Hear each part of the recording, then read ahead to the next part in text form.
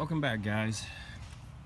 Working on the 2000 Dakota again. Put in new clutch, pressure plate, throwout bearing, pilot bearing.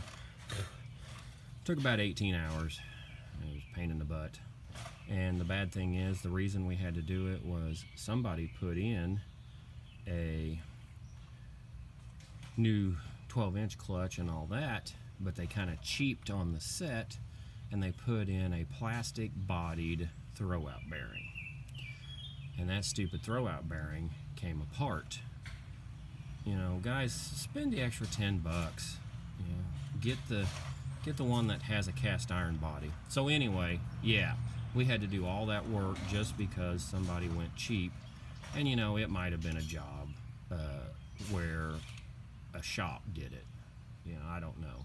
But anyway, so as a result, it's back together, but now I got to bleed the clutch again because we had the slave cylinder unbolted from the transmission and it got air in it. Contrary to what you will read on the internet, you can bleed the slave and master cylinder on the vehicle. Is it real easy? No, it's not real easy, but you can do it. And honestly, I can pull the slave cylinder, the reservoir, the master cylinder out in about 14 minutes now. I've done it so many damn times. Anyway, but I'll show you first. Okay, turn your driver's wheel all the way to the right.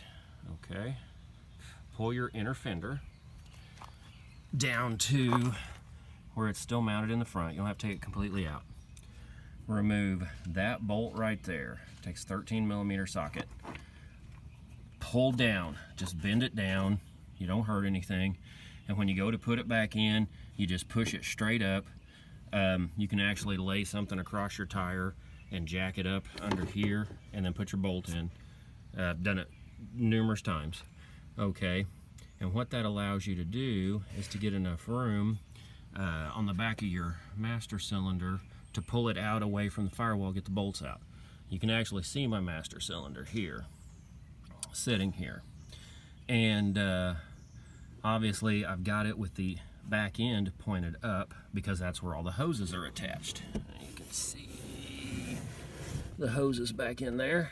Okay, so once you do this, you crawl underneath, and on the slave cylinder, you don't take it off, but you take the nuts loose as far as you can.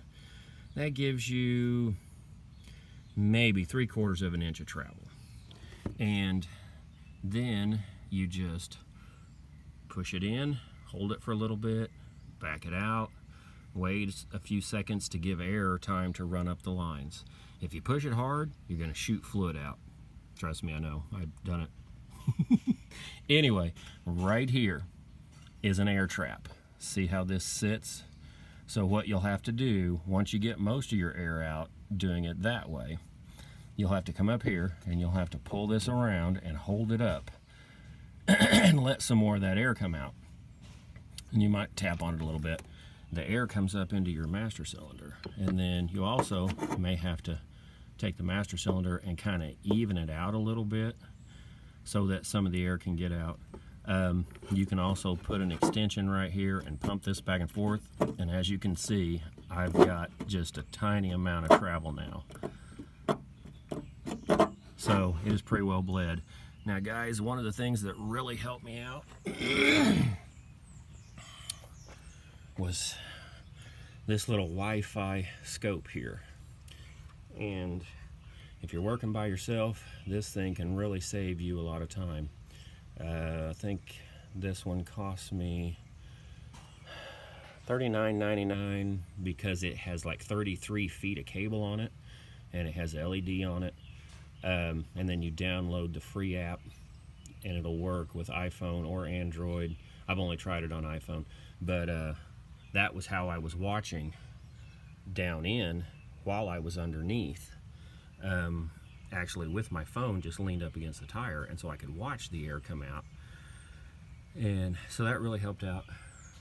But anyway guys, you can bleed them on, you know, on the truck.